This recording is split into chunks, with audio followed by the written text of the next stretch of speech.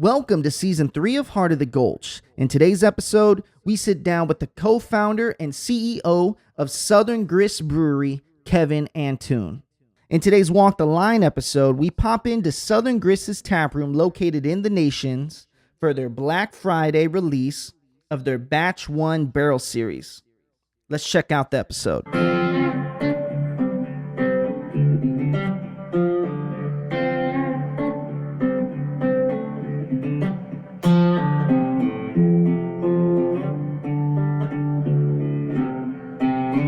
We are in the heart of the Gulch. My name is Tony Mendoza, and this week, our episode, we got one of the best breweries in Nashville, Tennessee. I'm excited because this is one of the breweries that's right by the crib, right in the Nations, but they started off in East Nashville. We're talking to the CEO, the co-founder, Keivin Antoon in the building. What's up? What's up?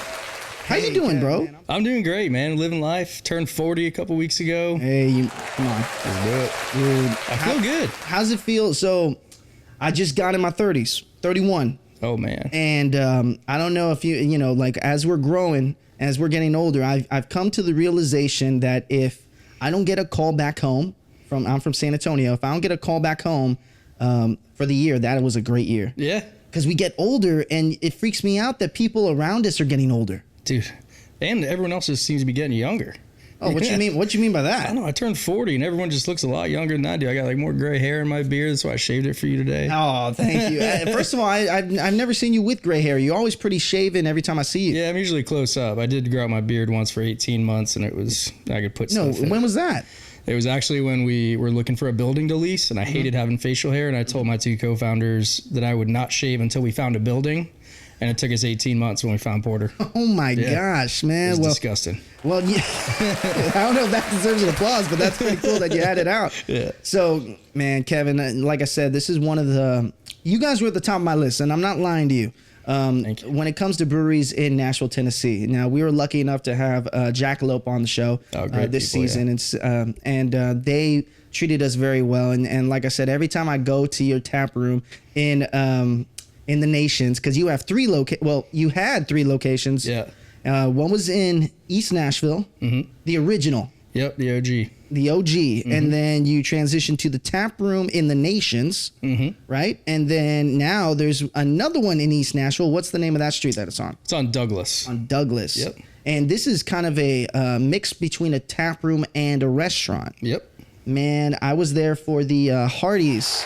Oh, for real? Yeah, I was there for Man, what a fun project that was. Man, all right, so I don't want to get too far ahead. I know you guys love this, and this is, like I said, you see me cheesing right now because I'm enjoying it. And also, Keivin likes a great bourbon, so we're great fans of that. So, Kev, let's get to know you a little bit. Sure. So, I was trying to find some research, and I think it was kind of funny how you said that your co-founder or your co-owner does a lot of the podcast interviews because they're very in-depth with the beer, right? Yep.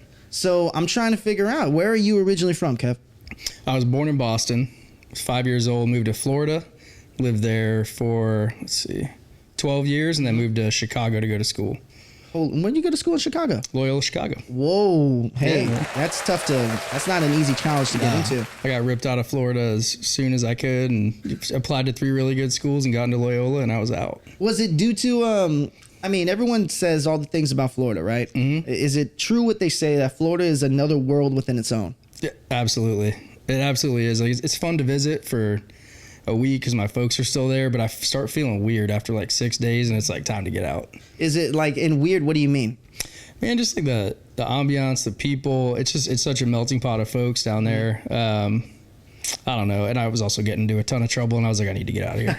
That's fair. Now, you've gone to different locations. You've had the opportunity of going to college in a different area. Yeah. And talk to me about going to college in Chicago and you know, how that helped shape you to who you are today.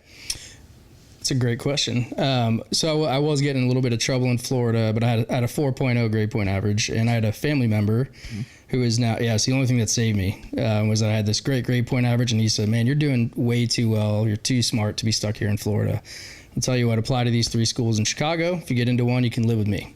Wow. And he's my mentor. His name's Chris Barbin. He's also he's my uncle, and he's an investor in Southern Grist. Shout out to your uncle there. That's awesome. Yeah. I can't even believe I did it, and I'm me. Like, I look back and he said, move out here. I knew no one, and I sold my truck, sold my dog, sold everything I had, moved to a place where I only knew him. He was older than me at the time. He's my uncle. And it was basically like a restart on my life, or a new chapter. And I met new people. I got a job at Starbucks, shift supervisor, age of 18. What? I hear it's actually, I hear working at Starbucks amazing. That's what I hear. Yeah, I put myself through school on it. I still had some loans coming out, but I worked 40 hours a week outside of classes and was in there at 5 a.m. So things like that definitely shaped me. My parents weren't around anymore. My brother wasn't around anymore. They're all still in Florida. Mm-hmm. So I grew up real quick. Like, I grew up in 3 months. I was like, oh man, I got to get my shit together. Mm-hmm. Paying bill, I learned how to pay bills. I got my own place. It was the most awful place. It was the size of this room. It was a 10 by 10. I remember sleeping here and mice walking around, getting killed by my traps, and was afraid to stand on the ground. And so looking from then till now, and I was eating tuna fish out of a can with salt and pepper if I was lucky, because I was so broke. So that shaped me a ton. And it made me realize that if I ever do make money, you got to be humble about it. Remember hearing rats die in the middle of the night while you're sleeping, So a lot of things about Chicago shaped me. So first of all, that's an amazing story, because I think a lot of people, like I said, there's a lot of people out there that haven't made that transition there's people that I know that haven't gone to college, and not saying that there's anything wrong with that. I just think that college allows you to have a different perspective. It allows you to live life, and people live lives other ways too. That you don't have to go to college to live that life. 100%. There's tougher people out there in this world that just went straight in from high school to work. But let's talk about your transition. I know I'm going to skip a little bit, but transitioning to Nashville, you came from California and then transitioned to Nashville for a corporate role, right? Yep, exactly. So I graduated from Loyola on a Friday. On Sunday, I was on a plane to San Francisco. I had already gotten a job. You're good. No, you already got a job. You're good. I'd already gotten a job my senior year of college. Packed up 2 days later, moved to San Francisco. I was 20 years old. Walked into this tech company, and I was like, it was like Boiler Room, the movie. There's just phones everywhere. And I was like, is this place legit?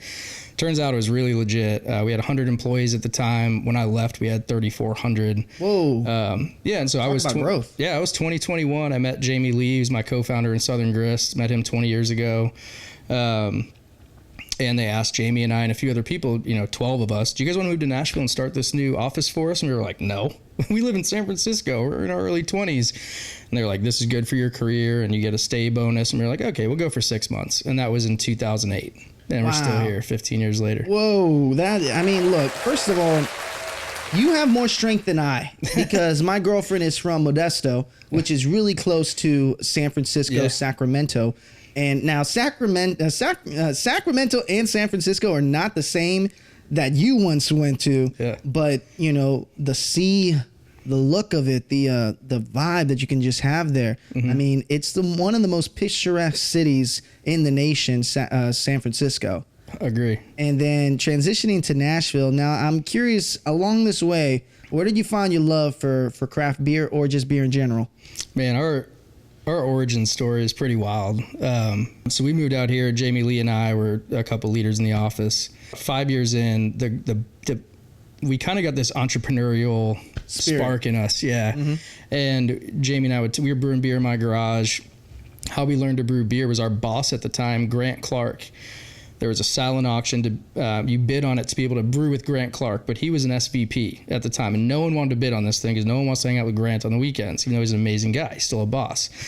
So he guilted Jamie and I into bidding on this thing. He'd teach us how to brew beer in his backyard, and we fell in love. So every weekend we stopped playing golf. We didn't have kids yet. We were just making our own beer. Pretty soon people started saying, man, your beer's pretty good.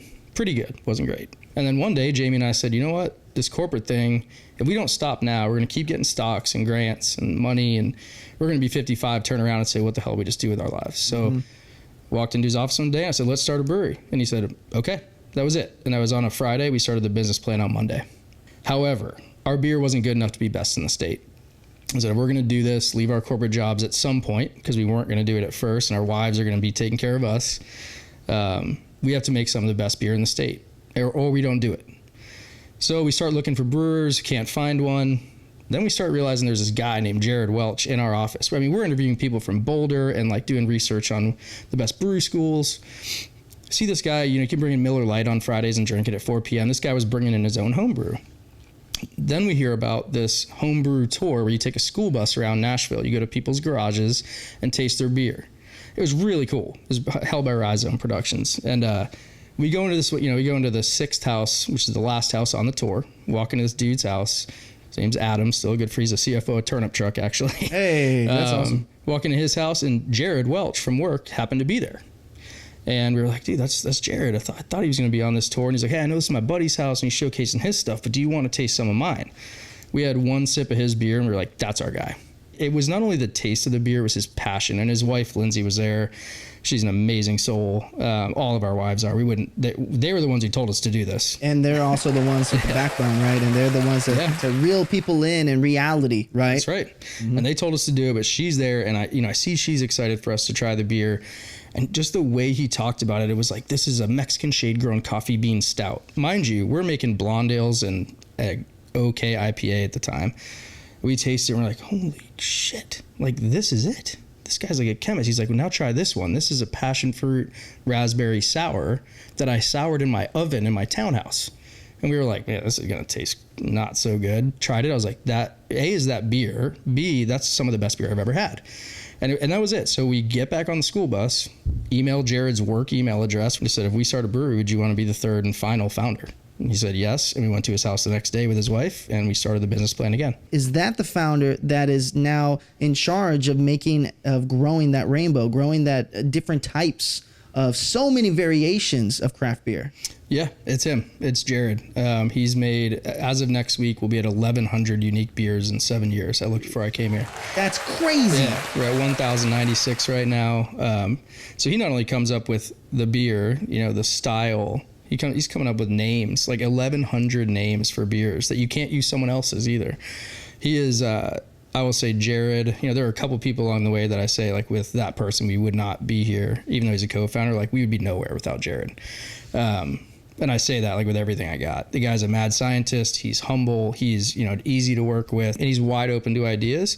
He welcomes them because he's like, I already come up with 1,100. Yeah, I'm tired of it. Yeah, no, I feel that. But yeah, he's the guy. He's head of liquid. I'm sales and marketing and operations, like the tap rooms, and then Jamie Lee is kind of everything else. So HR, legal, finance. Well, talk to me about the inception of the first tap room, because now, first of all, for those people that are watching this in Texas, Virginia, shout out to the people that are watching us in Washington State. That's crazy. Shout out to y'all. But, for the people that aren't here, that never got to experience the first spot, the first Southern Grist, tell them, what was so special about that initial building. And I remember it was right across the street from a record store. Yeah, Vinyl Tap. Oh, dude. It was the perfect little sleepy spot. Yeah. I would show up with a few of my friends and we'd play trivia there. We're looking for our first building. Everything was either too expensive or just, the economics didn't work for the area. So then we started saying, like, man, these areas are still spreading out. Like, there's still some danger at the edges of some of these neighborhoods. Absolutely. I wonder if we can afford one of those places. So we started, how I explain it is, people weren't getting shot, but people were getting stabbed. At some of these areas. As we're walking out of Vinyl Tap, they're putting a for lease sign on the Porter and Greenwood location. And we point and we're like, that looks really small. And Jared said, I think I can make it work. We're like, dude, we got to brew in there. Where are you going to brew? It's 1,700 square feet. We have 1,796. He's like, well, let's just walk over there. And he looks in, he goes, yeah, I need a third of this building. We're like, you can brew in 500 square feet with fermenters. And he was like, we'll make it work. And we did. We were on a side-by-side 3.5 barrel system. The rent was a couple $1,000s a month, which is amazing, especially in Nashville. Yeah. And at the time, again, like, still a little shaky area, but we're like, man, if this area keeps growing out, all these homes and young families, we just kind of stood out there for a few hours and go, look at, like, this is going to be our clientele. This is perfect. It's families walking around with kids. People are walking everywhere. It's hard to park in East Nashville. The Nations. I mean, that's what made me fall in love with the Nations, is the fact that in your second location, because there's just so much activity. Carrie Bringle, who has that Bringle's Oations right there, that's bringing more people outside. Yep. And then you have y'all's tap room, where it's it's the tap room, but the thing is, it's a community center for people that are going on runs, that are just going on walks. What's the first thing they do? They go in there and they see what's on tap. That's right. So, But going back to the original story, I mean, talk to me about the challenges of starting, the first couple out of that building. Yeah, there were a lot of challenges. One, the building was falling apart, as most 60-year-old buildings are. We needed a lot of plumbing to brew, and it had normal sink water lines, so we had to retrofit a lot of the building. And as we were kind of running out of money, 16 months in, because we were funding it ourselves with Chris Barbin, the one investor, and it was all cash as much as we could. Yeah, and we were like, we need to open. Like, we need to open now. Yeah. So we did. It was like, and then we heard Bearded Iris was opening the first week of February. We both opened in the same week. Really? Yeah, we opened on a Tuesday because we had to, and they opened that Saturday. And it wasn't like a beat them to the punch thing. It was like, we need to get some cash in the register. And sure enough, I'd say like the most scary thing looking back over the last 7 years was that Tuesday. We had done so much work prepping our wives, working our real job, then going there to work on the building, because we hadn't quit our jobs yet. And we had very full-time jobs at the time. It was like, I remember thinking at like 3:50, and we were opening at 4. Like, is anyone going to show up? We've done all this work, and all we've done is Facebook. We haven't done billboards or anything like that. We put a banner outside and did Facebook. Sure enough, 401, very first customer is this 90-year-old man. He's been waiting for us to open for 6 months. And the crazy thing was we were told by the beer board, you have to ID everyone. You know that in Nashville, you got to ID everyone. He's 90 years old. Oh, this is awesome. Wait, we're going to have to ID this guy. And we did, and he's a repeat customer. His son still comes in. But yeah, so we opened, and I mean, scale-wise, we were like, all right, we sat down and said, we need to sell 1,000 beers a month to keep the lights on. So 12,000 beers a year. At 6 months, we were on track to sell 120,000 beers. Whoa. So I quit my job. And that was a big decision. Jump. It was, yeah, because I had a daughter now. Throughout all this build, I had a daughter. I had one coming. Jamie had just had kids. We were growing up with our job and our benefits and our stock, and we're like, now we're gonna go be bartenders, and that's what we did. It was the three of us running the business. Around what, 34-ish? Yep, I was 34. Yep, around 34, and that's and I mean, first of all, that's an amazing story. I'm curious because we are in the heart of the Gulch, and this is a Nashville-based show. Mm-hmm. I'm curious to know, what was the landscape like for breweries at the time in Nashville when you guys were just getting started? You already said that Bearded Iris was starting the same time. Who were some of the? Yazoo must have been a major player. Mm-hmm. Talk to me a couple other brands that were in Nashville that were really taking off. There were a handful of other brands in Nashville, and they're amazing. They call them the first wave, and I started hearing this last year, but they call them the first wave. It was Jackalope, Yazoo, Blackstone, and then the Smith & Lentz, Bearded Iris, Southern Grist era, they call us the second wave, and then Living Waters, and those guys are kind of third wave, and we're building off each other. Everyone's like, do you even get along with Bearded Iris? Aren't they your biggest competitor? It's like, I travel with Paul, one of their owners, to beer fests. Like, yes, we hang out. What's that community like? So I'm guessing today, so Nashville is a very collaborative city.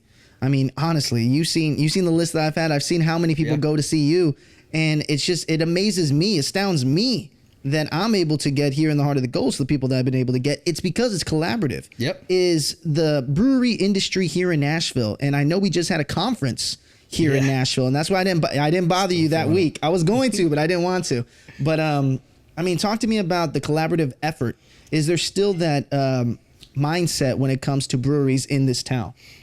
Absolutely. I think some of the questions I've heard in the past, like, what's the most surprising thing since you've opened? It's a tough question to answer because every day is a surprise. But I think one of them, and this goes for Nashville and the country and globally, it's the friendliest competition I've ever seen in my life.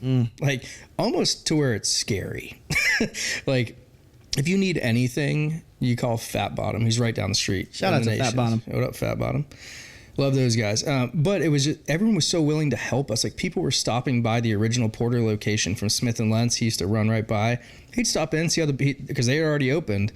You guys might want to do this, or I noticed you guys are doing this. Here's what we learned. Like, this guy, he has no incentive to help us. No one does. And everyone's helping us. We're loaning bags of grain. We're trading hops. We used Fat Bottom's lab a few times before we had one. Like, big number of stuff, and nothing in return. And that goes nationwide. So competitive landscape, it is, the bubble has not burst yet on Nashville. We have room for a lot more breweries, and very few business owners would say that about their industry, but I think that we're, halfway there. What was the first couple of beers that put you guys on the map? Great question. the second wave, as we were talking about, so the second wave of breweries in Nashville said Jackalop's amazing, Yazoo's amazing, but the style variety could be wider, and that's where we found our entry into the game. All of us, I would say. Like, Smith & Lentz does impeccable lagers and IPAs. When we first started, Jared said, we're going to do hazy IPAs and kettle fruited sours, and everyone said, you're nuts. No one's going to drink those. People don't even know sours are beer. We had Embrace the Funk, which is a different kind of sour. Little did they know. Yeah. And here we are. So, and Jared was like, yeah, the only thing that we may not do is lagers, because our whole thing is creativity on tap. Lagers take a lot more time to make. And in our original location, we couldn't do it because you need a lot more equipment and time for lagers. And now we've come up with a whole lager series. But we noticed in the first month that one of our core values was Southern hospitality, and everyone has a seat at the table. We have 3 flagships now. We have an IPA, a lager, and a sour. Just kind of all of our 3 things we're known for that we make all year long. It was something we said we would never do. We would never have a flagship. Give them the names. It's Teal, our hazy IPA, Southern Crisp, which is our lightly dry hopped lager, and Mosa, which is a mimosa style sour made with tangerines and sea salt. As you started to get a name, as you started to get recognition for how different everything was, what were some of the issues with trying to be so different, trying different varieties? Were there ever any situations where you tried to have a certain type of beer and then you're like, oh, maybe we need to dial it back a little bit and go a different direction? Some of the barrel-aged stouts we did, they were selling out in 10 seconds. We're like, maybe we have something here. Maybe we should do more barrel-aged stouts. But we noticed that, the more you do something, the less hype there is. With anything, really, if you think about it. Same thing with us. So we noticed that repetition typically meant plateauing. The hardest part, because, is it complicated? Yes, because we do get a crowd that goes, I want the loud whispers every single day. And we can't deliver that to them. They're probably not a lifetime customer. People like stability, especially post-COVID. And that's why we're starting to brew beers more times a year than we used to, is because if people really love a beer, we look at Untapped ratings, we listen to people, which is you need to do. Whether we like the beer or not, if they want it over and over again, we'll consider making it, a 4 time a year or even a flagship. Untapped. Now, there's a lot of people in here that may drink beer, have no idea what Untapped is. Yeah. But, it's a rating system for each and individual beer there is in whoever's in the platform, right?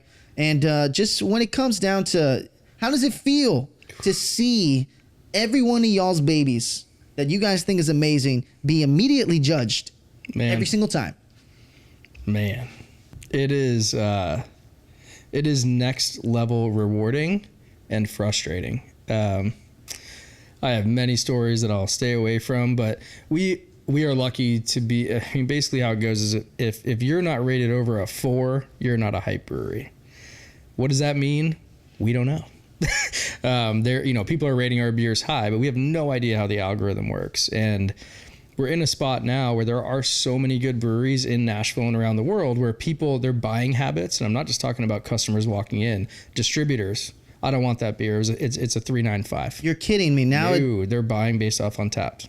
Whoa. Oh, I didn't know that was even I thought it was only from a consumer standpoint. It is, but they're like, well, if these people are rating it a 3.98 and not a 4, like, I don't know if we can sell it. Yeah. But the algorithm works, like the first 10 reviews way more. And, there's all these weird things. And then once it hits a certain level and there's a score below it, it can only fall. It can't go up. It's things like that. But all I know is that, some people say Untapped is, it's not a good read. However, it is a non-negotiable way for us to hear our customers. We cannot dispute a score. Can people play dirty on? So I didn't know this. I did not know that Untapped has the first 10 reviews. I didn't know that changes everything. I don't know if it's the first 10, but the early reviews, it's either 10, 20, it could be 25. But the early reviews kind of dictate how that beer is going to do for the rest of the year. And can people play dirty that way? 100%.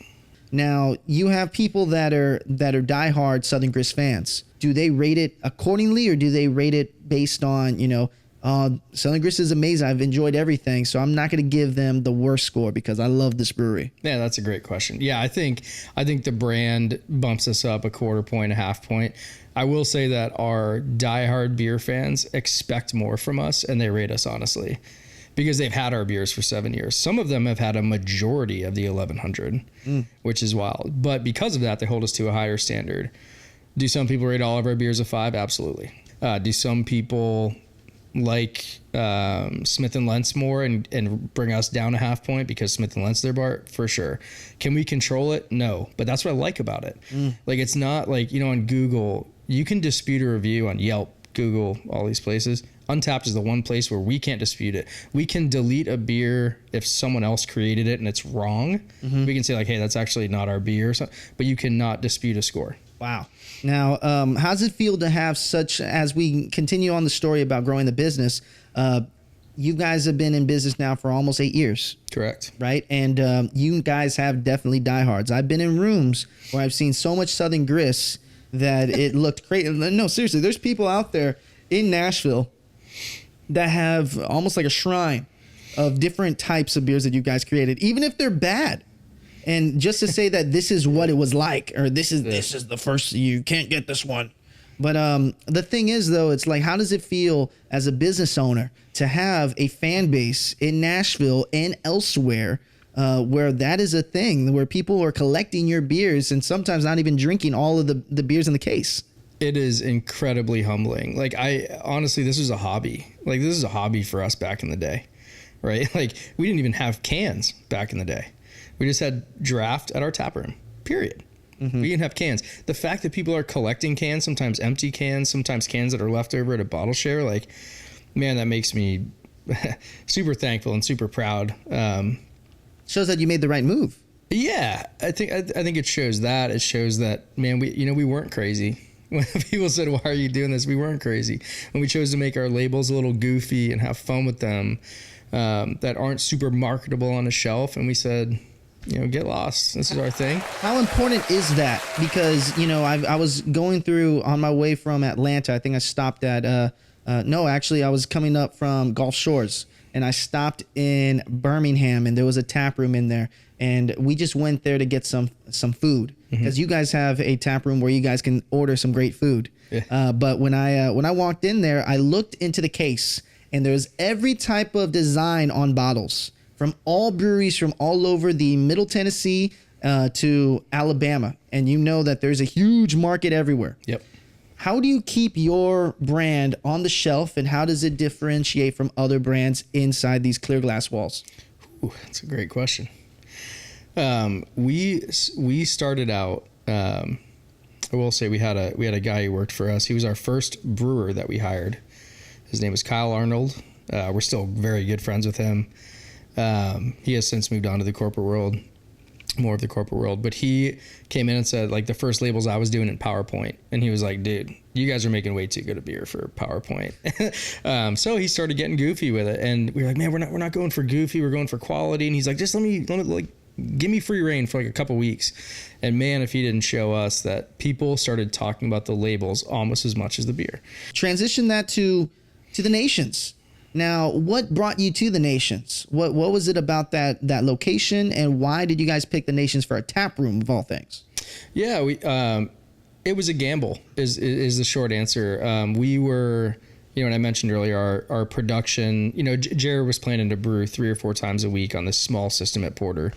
Turns out he was brewing 7 days a week, twice a day, and just not having fun. And one of the rules, just as a founder's core value, is this has to be fun. Otherwise, we're out.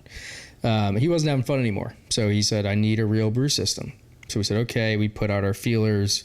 The co-chair of the beer board is actually a commercial realtor as well. And he's a great friend of ours. So How good is that? We didn't know that, actually. He was our realtor, and we were standing in the building, and he said, like, this pipe won't work with the beer board. We're like, how do you know? He's like, I'm the co-chair of the beer board. Like, should have said that a month ago.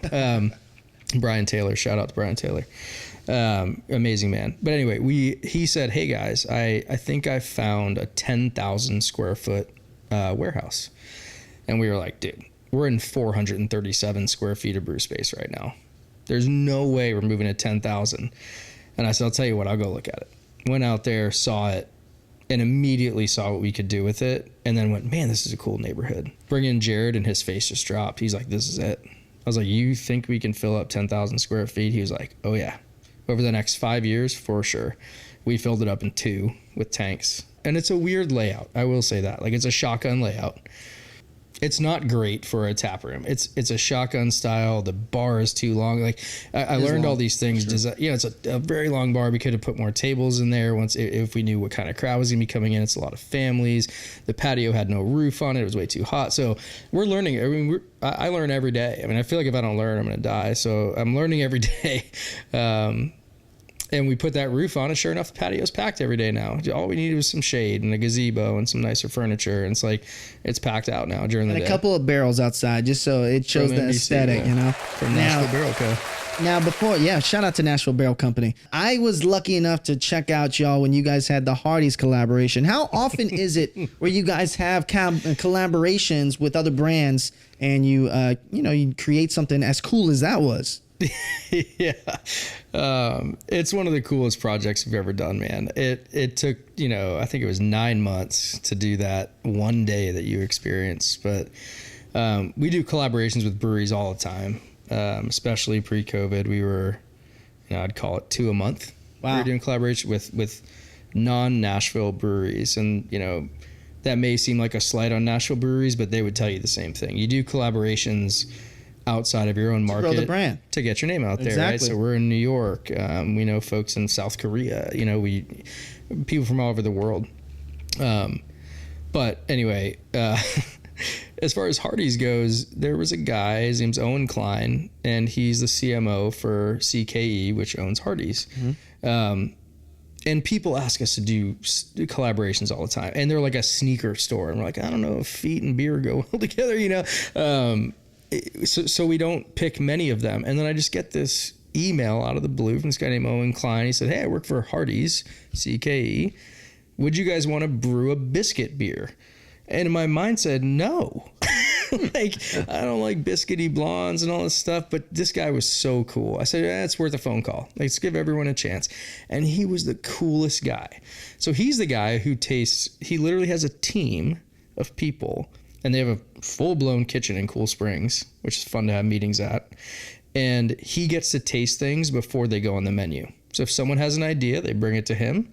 The weirdest thing this guy's ever tasted is a ground beef milkshake. I asked him that.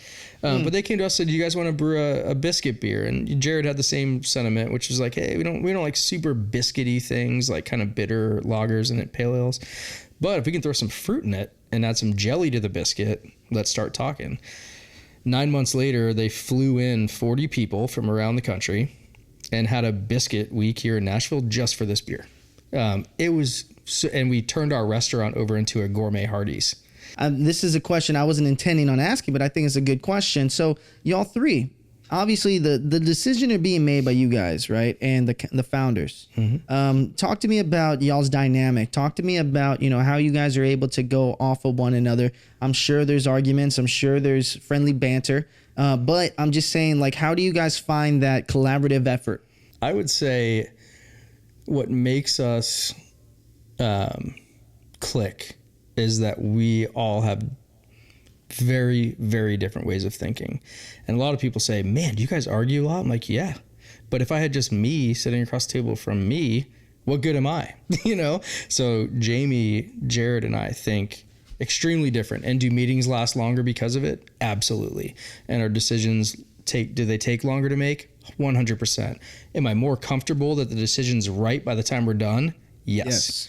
So I think it's worth the slog in longer meetings. Jamie is a brilliant, brilliant guy. Like you meet him and go, oh, he's smart. he's the tallest Korean I've ever met. He seriously, he's a very, very tall Korean man. When we've been friends for 20 years, we're a very odd couple. We spend a lot of time together. And he is very, by the numbers. I am much more of a risk taker, and Jared is quality, quality, quality. And those three things together, I think it's a winning combination. Southern Grist. That's right. That's now. Just recently, we had a conference here in Nashville, and that conference had breweries from around the United States. and just it was crazy. I've heard stories. I had friends that went to every event that there was there. I wasn't lucky enough to do that, but I mean, there's just talk to me about that conference that just surpassed like maybe 2 weeks ago. Yeah, it's Craft Brewers Conference, CBC 2023. It is the Super Bowl every 4 years for us. And a lot of them were like, yeah, I'll go to your restaurant and get a frozen pizza. And we're like, nah, it's not frozen pizzas, dude. Everything's made from scratch. We have an executive chef team. And so once people were like, oh, dude, everyone has to go to dinner, at Southern Grist, we're on a 2-hour wait for 4 days straight. It was amazing. It's great. Crazy. And just, again, humbling for people to not only love our beer, but we've realized that in today's world, beer's great. That's why we're here. But we now have a liquor and wine program. We have a full service kitchen. So a lot of these people that came into town were like, hey, how do you start a kitchen? It's like, that's going to take a lot more time than this brunch. But, people are starting to go, how do we diversify a little bit? And it was good for everyone to be able to see, A, how hard it is, but B, how well it's doing so that we can help other people, grow in the same way. And so you ready for crowd noise, Kevin? Yes, sir. All right, let's get it.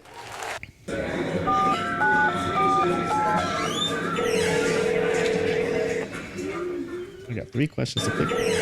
Keivin, my man, I got a question for you. So, obviously, you guys brew different types of beer and tons of different flavors.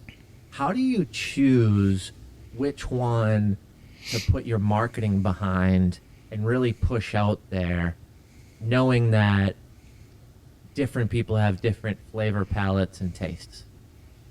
Good question. All right, there you go. That's an amazing question. Just jump into I don't really have an answer. It's such an amazing question. When Jared comes up with an idea, Jared, who's my co-founder and head of Liquid, let's call it, and he feels, that it's an amazing beer, and then we try it, it's an amazing beer. Our director of marketing, Jessica Gonzalez, who is the queen, literally the queen, goes, this is one we need to put some marketing behind. This is going to do it. Not only the name, the flavor, there's always one every month that comes along that we're like, okay, yep, this is it. And then we push it. Not with money, just with, should we make a shirt out of it?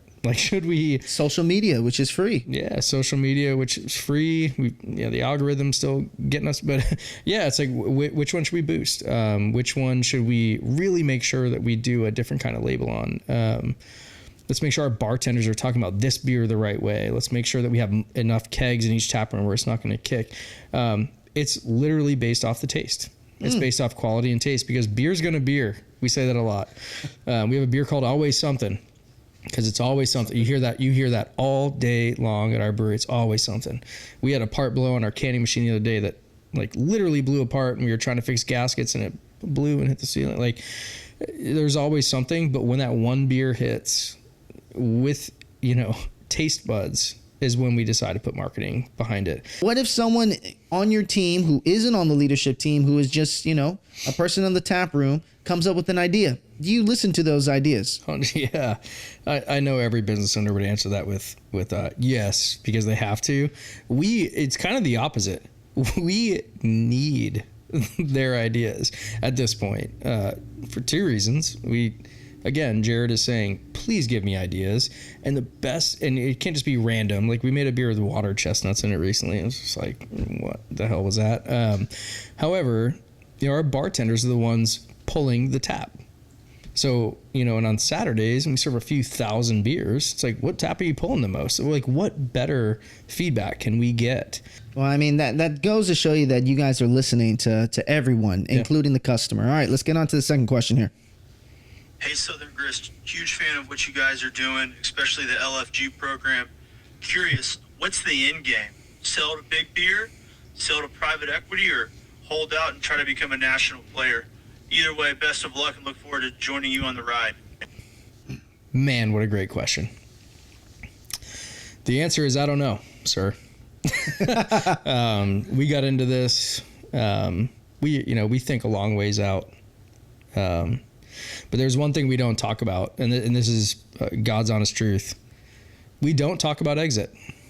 Do we want more tap rooms in Tennessee? Yes. Do do we want to keep serving draft beer on our own terms in our own places, whether it be in Nashville, Tennessee or not? Absolutely. Do we, think we deserve a $50 million buyout? No.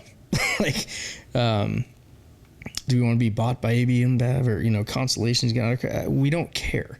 Like, we're using this time, I feel like we grew very fast and very well. And now I think the move is to take a minute and let's turn around and look at what we have now. We have 60 employees. 60. We started with 3 and it was 3 founders. Like, let's make sure our core is good before we even start thinking about that.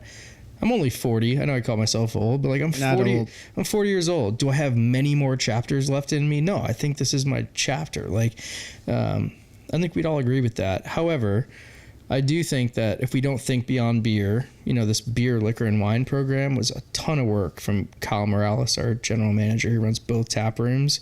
It was a ton of work. And most people are like, you guys are selling out. No, selling out would be selling to AB InBev or Constellation or whoever. We are not selling out. We're adapting.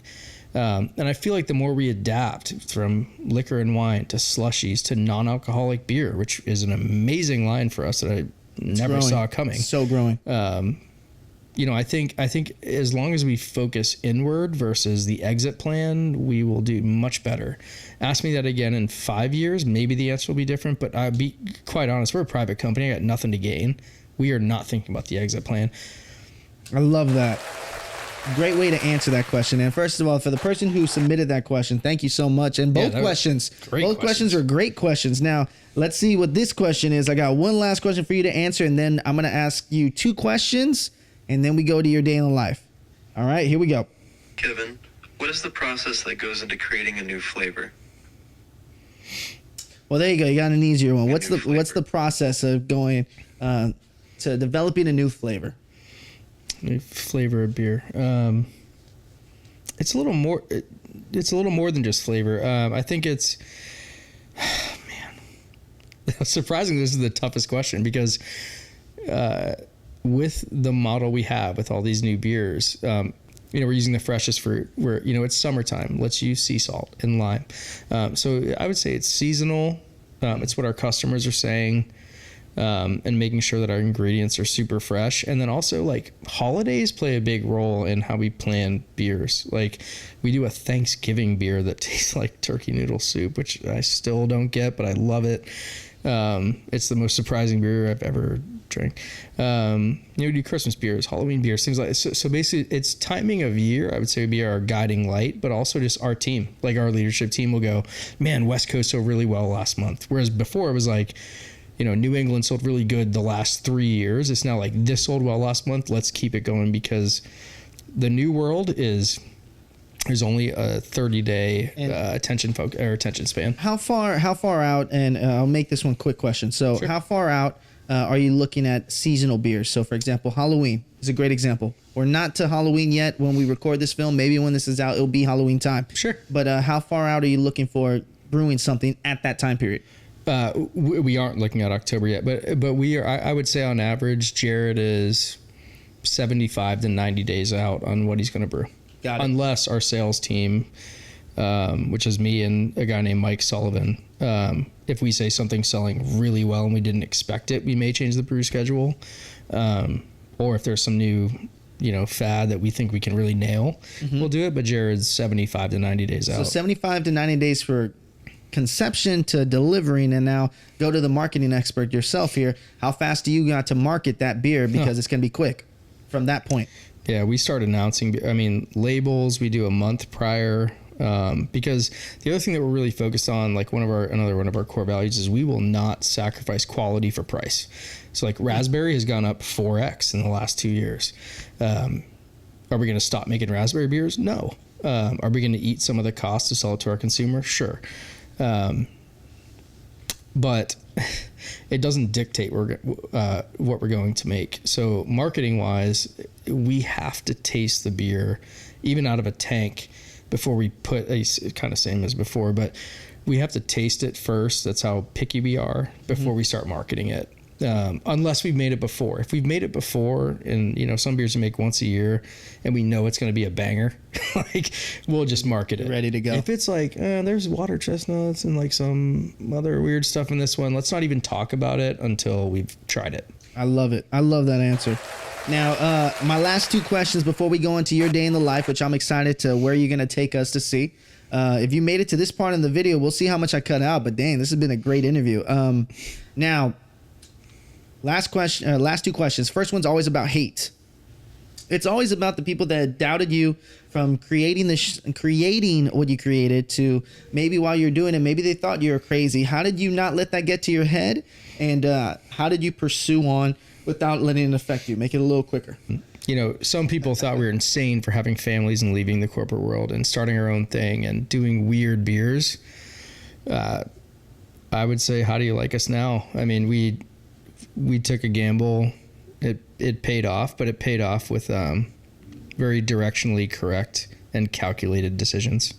Amazing. Man, that's the best way you can do it is how you like me now. I love that answer because that's an answer I would definitely say. How do you like us now? Yeah, how do you like us now? That's right. That's right. Southern Grist, how do you like us now? Now, last question is 2023. We're filming this in the middle of 2023. Crazy to think that, but it's awesome. Now, what are you looking forward to in the rest of 2023 and the top of 2024? We're going to spend the rest of the year focusing on what we've built. The current employees we have, the current leadership team we have, the beer tenders we have, the dishwashers we have. We need programs in place to make sure they are happy because I feel like we exploded pre-COVID. And if the core of our business isn't right, it's like trying to build a house with the roof first. Like there's no foundation, you know what I mean? Like there's no walls, and if we grow too fast, the roof's gonna have nowhere to sit. So I think if we're gonna spend the rest of 23 making sure we have the right programs in place, like we have health benefits, we have 401k, we're doing all these things. We just kind of threw them out there. Like let's make sure everyone understands it and get the right core team. And then sure, I won't name where or what I'm intrigued with right now, but will there be another Taproom in the state of Tennessee? Sure. Yeah, absolutely. Yeah. I love that. You got to make sure the foundation is settled first before you build the house. Yeah. That is absolutely true. Now, Kevin, this is my most funnest part is that where I go to where you want to show me. Maybe it's a release date. Maybe it's an event. Maybe it is, maybe you guys are creating some new food inside the East Nash room. Sure. Now, but the way that we set it off is you look straight into that camera right there. You say your name, and then you say, this is how I walk the line, and then that's gonna show your day in the life. We coined the day in the life with I walk the line. Just make sure you don't sound like a robot when you say your name. So hey, I'm Keivin Antoon from Southern Grist Brewery, and this is how I walk the line. All right, hold on, I'm gonna give you applause, and then in 3, 2. My name is Keivin Antoon. I'm the CEO of Southern Grist, and this is how I walk the line. Hey, Kevin, man.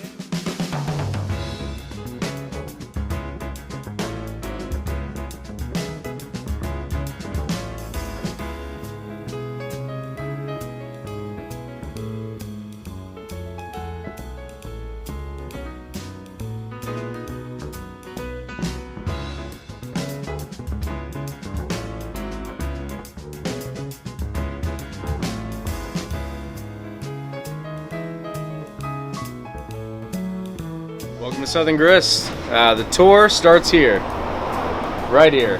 Our first brewery was as big as this parking spot. It's like 400 square feet, maybe a little bigger. Year 2, on our second anniversary, we opened this warehouse. We're now at 9,800 square feet versus 400. So to do in year 2 was really fantastic to us. We're just trying to keep up with the volume at this point. They brew every day they can. We never slow down. Even during COVID, we told Jared, don't press the pause button. Keep going. We will figure out how to sell it, even though our tap rooms were shut down for 13 months. So the floor is one of the coolest things, actually. Everything's 4-degree sloped into these slot drains. Most breweries smell really bad. Ours doesn't, because we can flush these out. It's like a sewage system below. We caustic through it and make sure it doesn't smell over the weekend. If this whole place was flooded, by the end of the day, it would be totally dry. So I know floors are boring, but this is a big investment and I love them.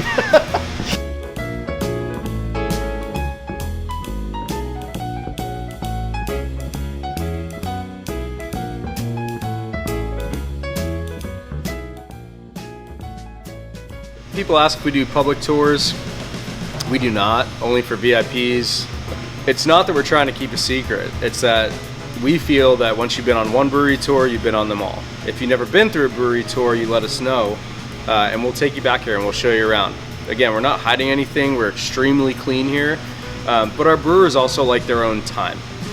They like to focus on the beer. When you come in here during the day, Monday through Friday, everyone is thinking about the beer from end to end, from grain to glass. They want to be focused, and we don't want to be trucking people through here. A lot of people ask about our labels. We actually got Best Label of the Year 2 years ago from Hop Culture Magazine. We do have a lot of labels. This is not all of them. This is kind of what we do on a daily basis. However, our beers switch over. We usually brew 1 to 2 unique beers a week, meaning we've never brewed them before. We do have some core flagships, but most of them we have to order brand new labels. We have an in-house designer that hand draws every single label. She's doing about 2 a week, sometimes 3 that we've never done before. We take a lot of pride in our labels. They're very colorful. We have a lot of fun with them. Most of them are inside jokes that we've had on the brew deck. Some examples are insert juicy pun. This one down here. When we first started doing double IPAs, everyone was using the word juice and juicy, and our beer is so juicy. However, we ran out of names. So I said, why don't we let people pick their own? And Jared and I sat down and said, how do we do that? So we just named it Insert Juicy Pun with brackets around it, so you can make up your own name if you want to. We bought 2 coolers from Kroger, so now we're 32 by 64. And this is part of my job.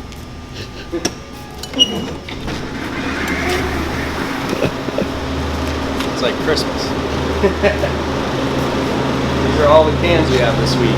Holy smokes. Big part of my job is making sure this cooler is empty by next Friday. So I'm sales and marketing. So Jared and I come in here. Jared brews the beer. It's my job to move it out and move it out to the right channel so that our business, makes the most money. This is our barrel program. We started barrel aging beer pretty much day 1 in our old spot. And in the old spot, we can only fit 1 barrel. We now have about 100. We typically use bourbon barrels or rye barrels. We do have gin, rum, and a couple other fun ones. We have some wine barrels right now. We do have a Pappy barrel. We do have an Eagle Rare barrel, Buffalo Trace. A lot of our barrels come from Nashville Barrel Company. One of my very good friends owns the Nashville Barrel Company, so we like to utilize them. Southern Collective is also in our collection. New place, you should go check them out.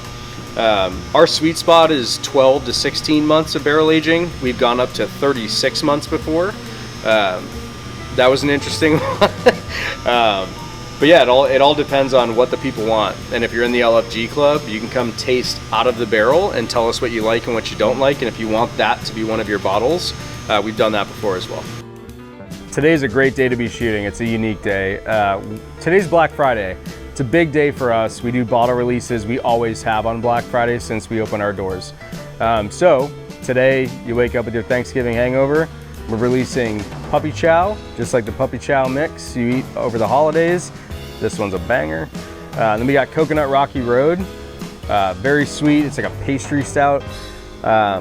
So people line up and people eat food outside. People are allowed to drink at 9 a.m. We open up our doors and we'll be open until 11 p.m. tonight, and it's going to be a wild day. Why don't you come check it out?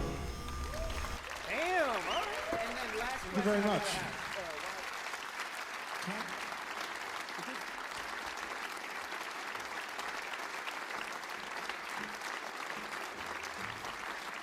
Thank you very much.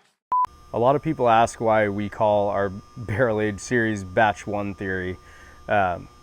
It's somewhat egotistical, but I'm going to tell you. A lot of breweries that opened in 2014 to 2017 when the craft beer scene was going nuts, they would come out with a barrel aged beer and it was their first batch. And then every batch after got worse and worse. My co-founder Jared Welch said, let's just call our beer Batch 1 Theory because I promise that I'll make them better and better every time. Thank God that happened because anything that goes into a barrel that we make is called our Batch 1 Theory or B1T. And we haven't had a mistake since. So Batch 1 Theory. You'll have to cut that out.